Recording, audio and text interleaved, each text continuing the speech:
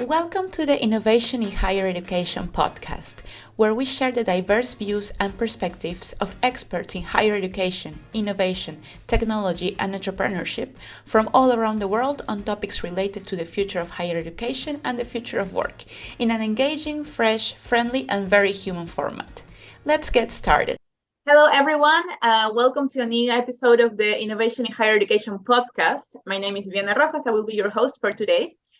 Today, we have a very special guest. We are here with Marte Solheim.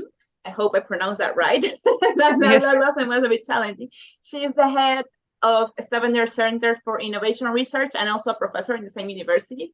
And today we're going to talk about a very important topic, especially for international students and especially for countries that have strong policies for international students regarding education, of course. Today, we're going to talk about this policy proposal coming from the Norwegian government about establishing tuition fees for international students in Norwegian universities.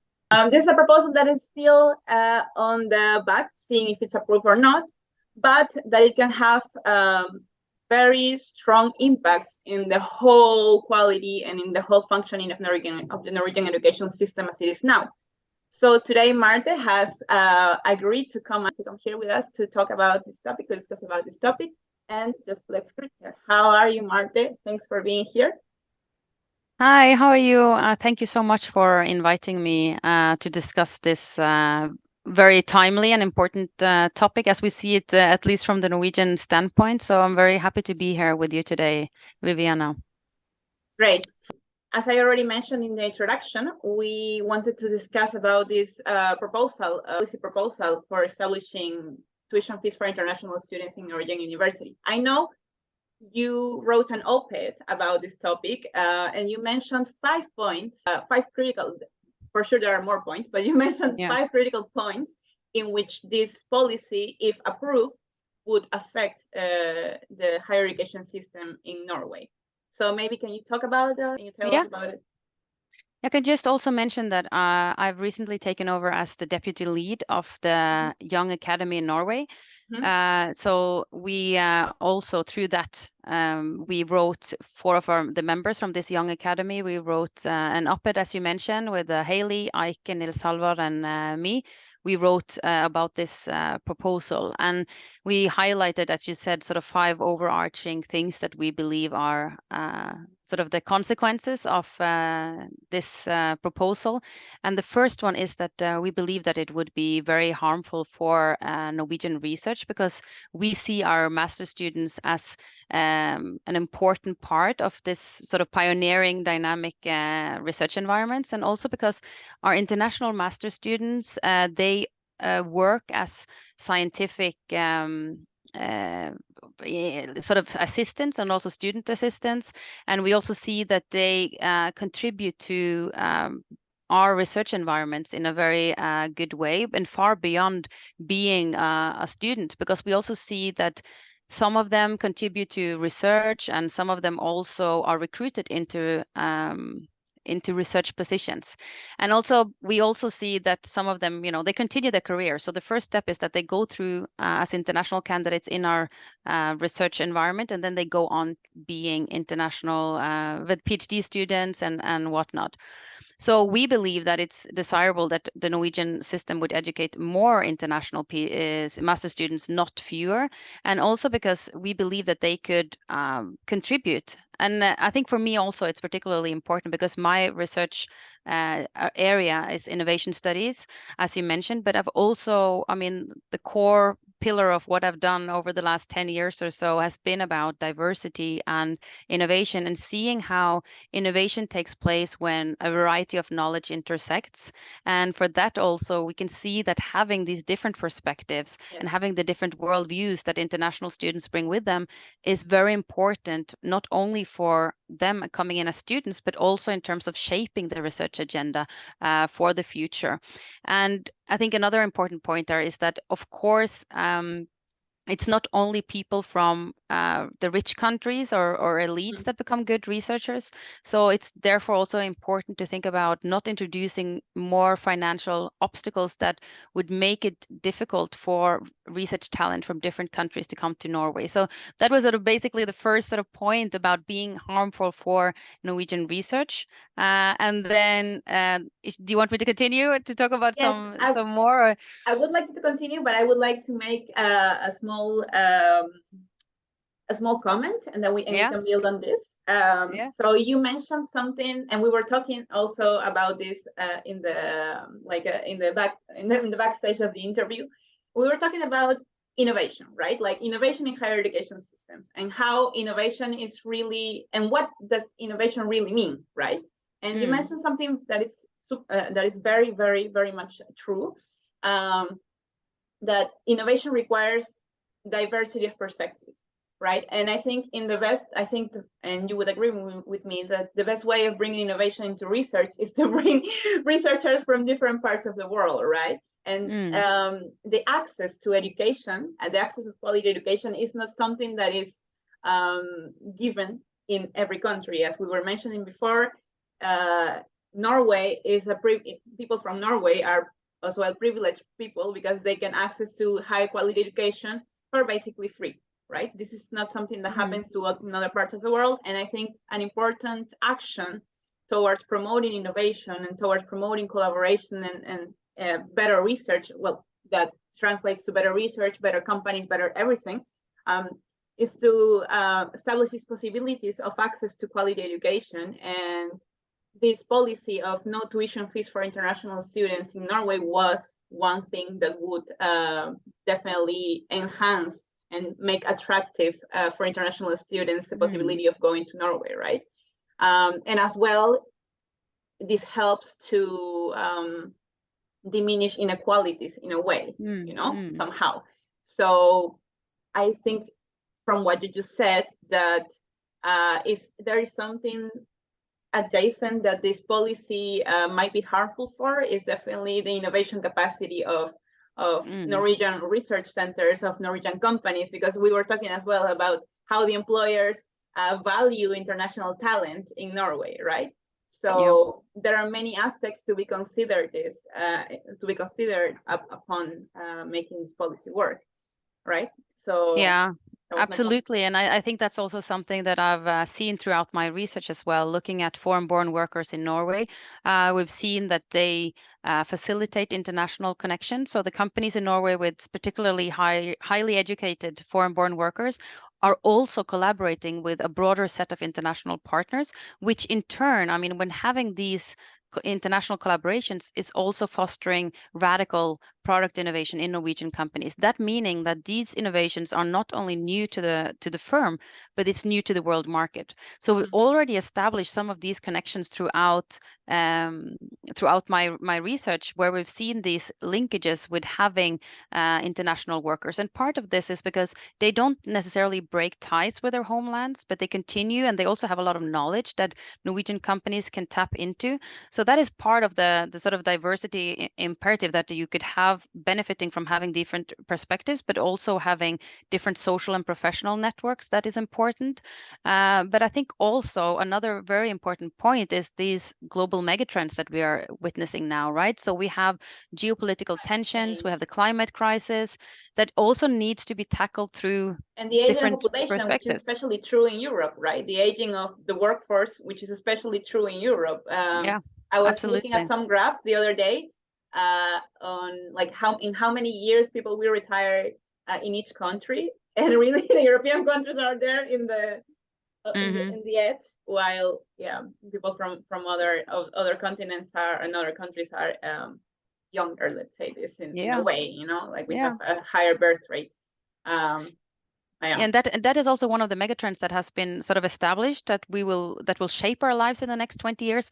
And that has consequences, as you mentioned, with the workforce, yes, but it also has consequences in terms of healthcare and healthcare technologies. And so there's a lot of innovation potential also in those areas, right? And also because some other of the other megatrends relates to digitalization and robotization, and sort of what are we going to do? And what we can also see is that in order to tackle some of these global trends, like the geopolitical tensions, climate crisis, COVID-19 also demonstrated that we need to tackle it from different perspectives and different fields, and that it requires also sort of complex problem solving. And from past research, we also know that having a diversity of perspectives and a diverse workforce also facilitate being able to tackle complex problem solving. And I think that's also interesting because if you look at the World Economic Forum, then you see that the top 10 skills for the future is really tapping into problem solving. So that is something that we also see that we need to wrestle with in the years to come. Yes, yeah, definitely. Like problem solving and adaptability, I think, are the two main skills that will be sought after by every organization in the future. Yeah, the flexibility and being able to be creative, taking initiative, innovation, and then also this sort of problem solving is really what we're looking at here. You think, you know what, like I had the opportunity to study in a master program funded by the European Union, actually, but where we were 21 students around from 18 different nationalities.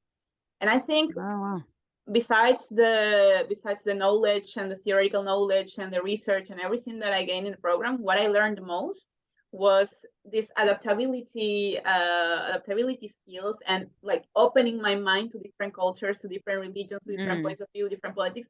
Nothing has taught me better how to have an open mind and how to be adaptable and flexible than being in this super international cohort of students. Yeah. So I definitely agree with you that this is something like internationalization and being like promoting the internationalization of education is one of the key factors to actually develop these skills in Norwegian students. Yeah. Right. So yeah. this is No, but I that, totally agree with you. And that's also my experience, because when I was 16, 17 years old, I left Norway to go to Wales, and I did my high school in at United World College of the Atlantic in Wales.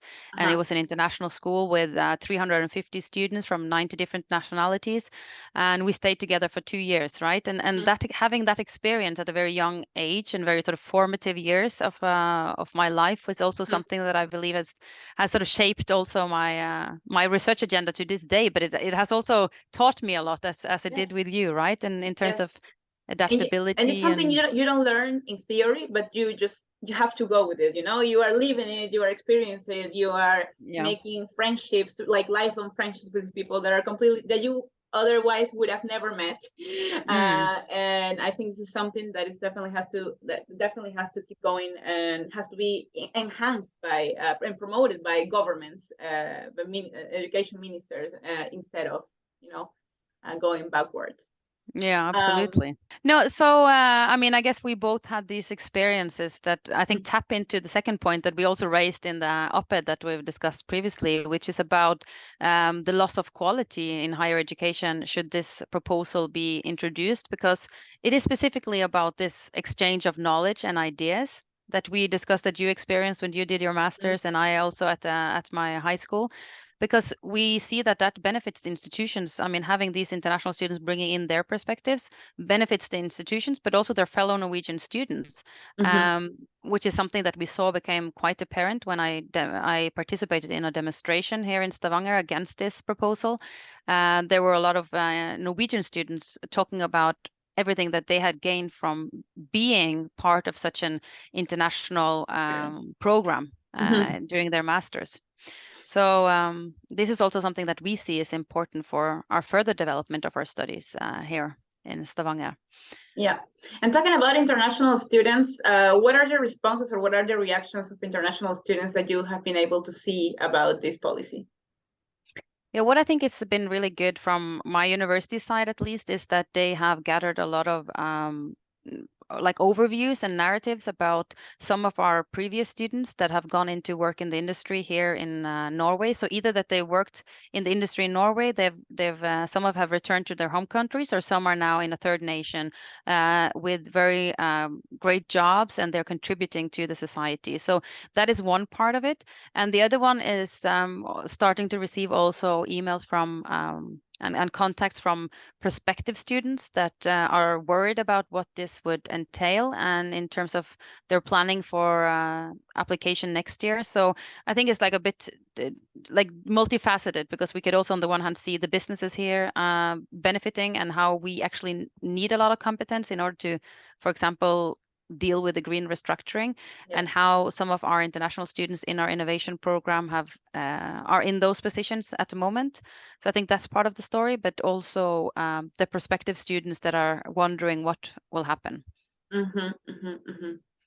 And what are the responses of university managers and university leaders about this policy? Have you had the opportunity to talk with your colleagues, peers, maybe not from your same university, but from other universities? Yeah, so through this, the Young Academy in Norway, which is also sort of a network and a meeting place for young academics, and we're around 40-something members from different universities. So we were the ones behind writing also this op-ed, and have also published that on our websites, the Young Academy of Norway. So this is something that we can see that is not just uniquely something that I've invested time in, and something that is of concern of many of my colleagues from different universities in Norway. And I think it has raised a lot of discussion also in terms of what will this mean for us. We've been through a pandemic now that also had a lot of consequences on universities, and now this proposal, will it entail? How will it look like for in the future? Like, will we have to think differently about our recruitment strategies, like looking at some of our neighboring countries also that have introduced tuition fees, so having to target it different types of students from different countries than what we've done in the past, where it's been very open that students apply and they come here, it's in for free. So I think that is sort of shaken a lot of also in terms of how we will be able to deal with it moving forward, in terms of recruitment particularly. Yeah. What is the percentage that right now, like as a standard university, Norwegian universities have from international students? Have you any idea of that? Do you have any idea of that? I'm not completely sure, to be honest, but I know that there's a lot of differences in terms of course, some programs are more internationally oriented than others, and there are some that are only in Norwegian. But I would say, so I don't know the average but it's quite a lot, particularly in some of our technical fields here at the university where I'm at, for example. And for the profile that we have in innovation here, it's been typically around 60-70% international students, and most of them actually come from the countries that now will be that will have to pay. Yes. Yeah. Yeah. Okay. So yeah. Okay. So I think one thing that we can take out from this podcast is that innovation in Norway will sure be affected by this policy if it goes on. What are other points or critical? What are other points that you touched in your op-ed? You just mentioned three. We can continue. Yeah, so I think that what you just said now about like the percentage of students, but I think something that we touch upon is that we argue that it would be little or no financial gain, because we also argue that they would need to look at like how many students do we have from international from other countries, and where do they end up, and how do they contribute to the Norwegian society after they finish their studies. So that is also part of what we touch upon here, right? So what happened to them, and they go on into jobs here in Norway, for example, paying taxes.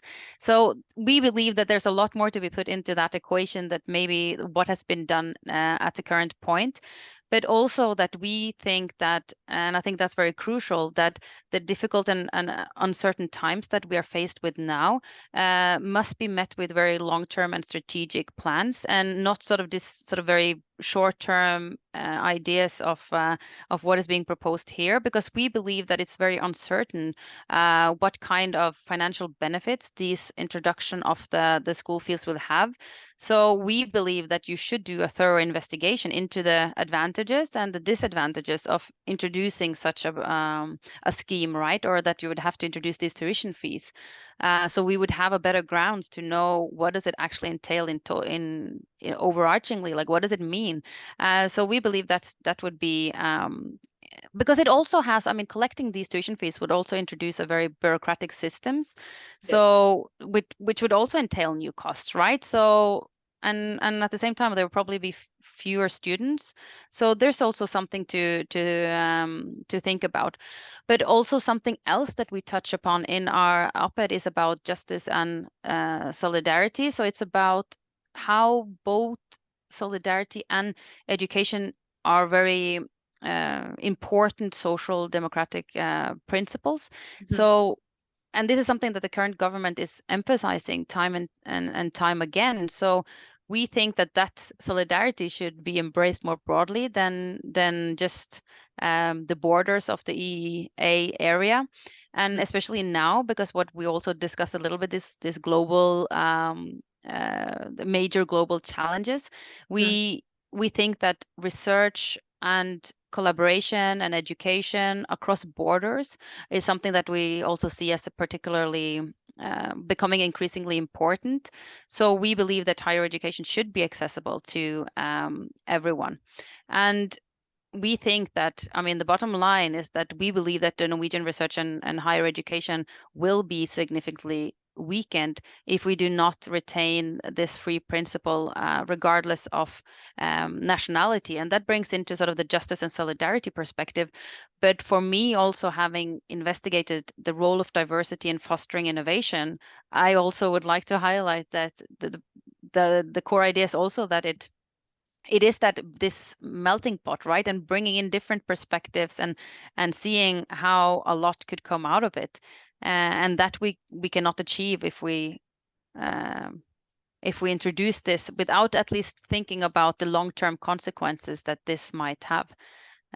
So I think that's sort of the core areas what we touched upon in the op-ed. What do you think about that, Viviana? I linger thinking about you were mentioning the research that was behind this proposal, this policy proposal, right? Can you give us a bit more context on how this policy proposal came up, or like who did this? Was this a political movement? I don't know if this is politically correct to touch in a podcast, but Yeah. But maybe could you give us a bit of context on this, or? So at least, this collecting school fees. I mean, for example, our Minister of Higher Education has said that the level is so high in Norwegian higher education that Norwegian universities and colleges are well equipped to recruit international students based on the quality of the offers. But here, like several others, we also in the academy, we think that this is a fundamental misunderstanding of how competitive Norwegian academia is in comparison to other countries. But I mean, the introduction of this is also to reduce costs, right? And that is something that has been a focal point of the university sector in the past few months. A lot of discussion about that. And that is also understandable that you want to reduce costs, right? And that is something that we also could see that a need for to take a discussion about it. But that's where we believe that the focus point has been about reducing costs without thinking about the consequences and without thinking long-term consequences about this, what it holds, not only for higher education, but also for the society as a whole and for the industrial structures as a whole, to look about what does it actually entail, what would it mean, and like do some scenarios, thinking like an actual calculations to see what that would entail. So for us, it also feels a little rushed and without the necessary research thought behind. Yeah. But I mean, there could be things here that I've missed in sort of all the argumentations that lies behind such a proposal, right? But a part of it is about all this cutting cost in higher education. Okay. What comes to my mind is that this needs to have these costs need to be understood in a different way, more as an investment into the Norwegian future, in Norwegian innovation. And I think you already mentioned these mega trends that are happening in the world, and no country is escaping from from those, right? And definitely investing in internationalizing your human resources, because finally at the end your students will be your human resources, will be the human resources of your country.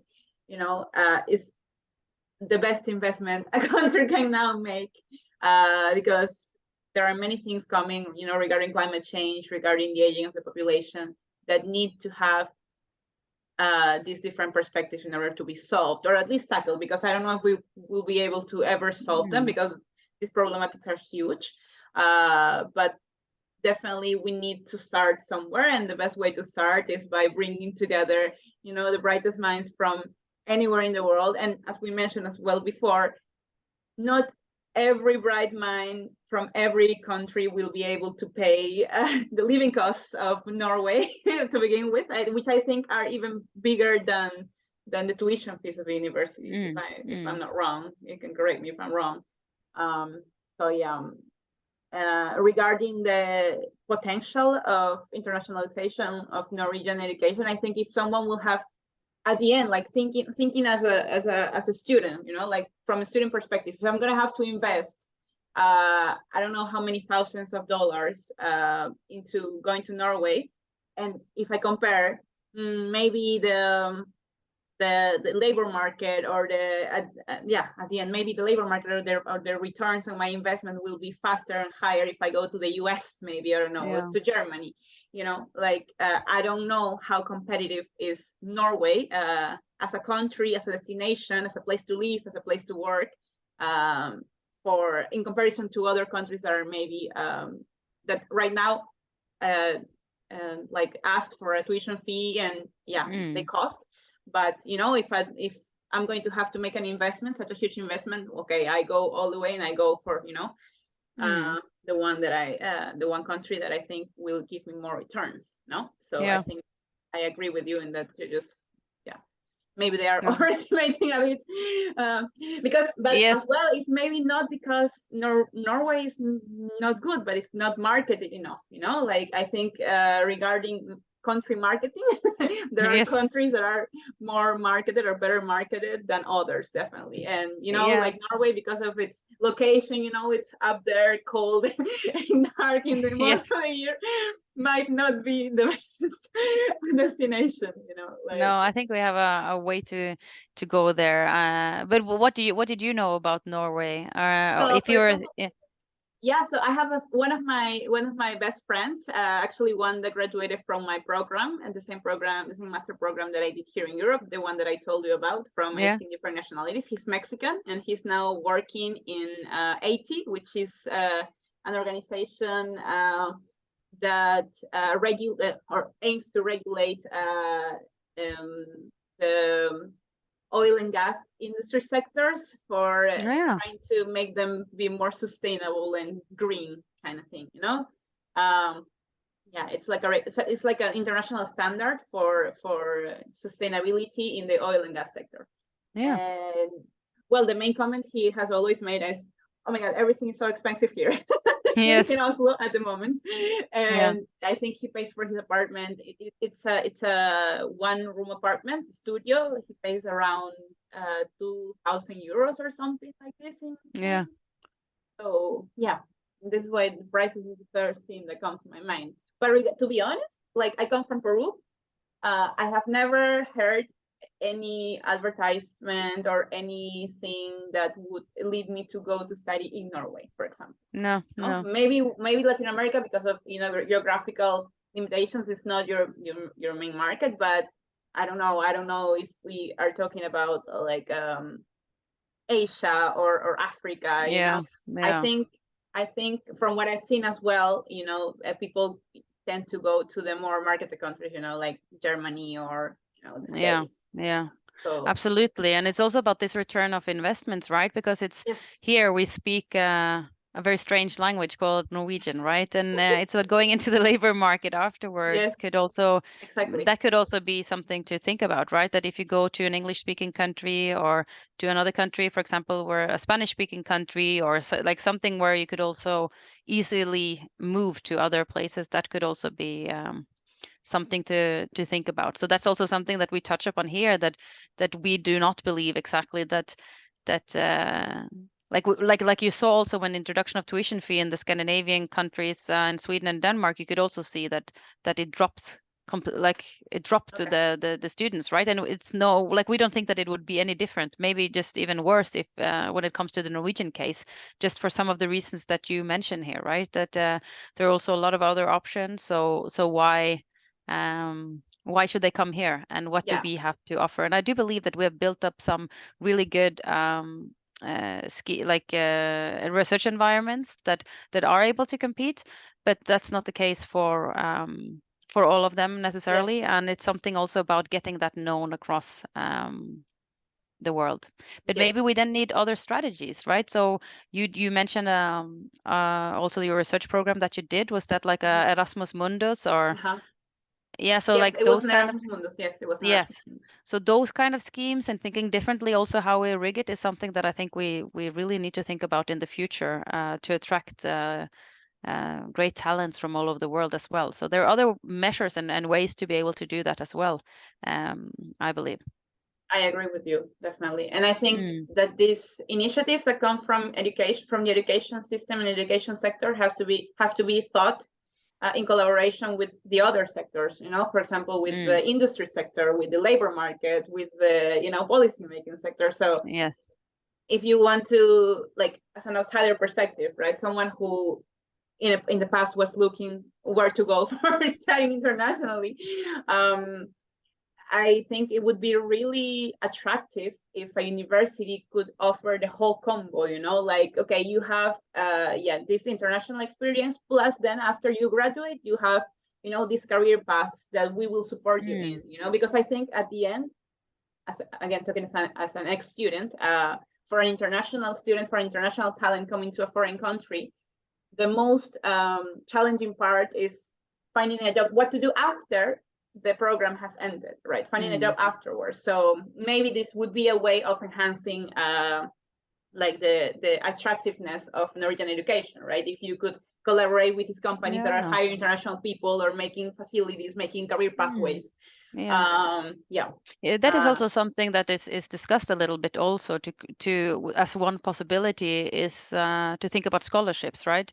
And that maybe the industry could then if they yes, were for would be high interested talented to see, people, yeah, yeah, internships. Yes.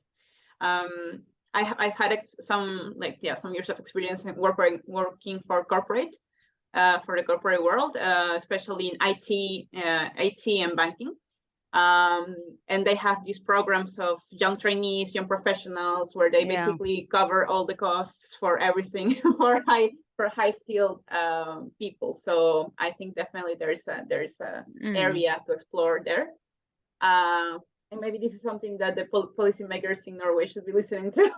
they yeah. can they can also uh, move policies towards that path. Yeah, But but maybe that is something that we could now. I'm just thinking out loud, but maybe that is also a consequence a little bit of this introduction, potential introduction of the tuition fee, right? mm-hmm. Is to think about other types of models like the one you just Yes. mentioned, in order to tackle and still be able to bring in international students and Mm-hmm. international talents to Yes. think differently about other ways of doing so. Yes. Mm, Yeah, let's write that down. Maybe we can yes. work about it. Yeah. Okay, Marte, it has been Yeah. really lovely talking to you today, and it has been really lovely to meet you. We only met before through LinkedIn when I Yes. suddenly wrote you about this topic because I saw a LinkedIn post that you made that caught my attention. Um, and just to close this interview, I would like to close with some remarks from your side about this topic. And how do you see, like, if this policy goes into functioning, how do you foresee the future of Norwegian universities and Norwegian higher education? Hi. That's a big question. Yes.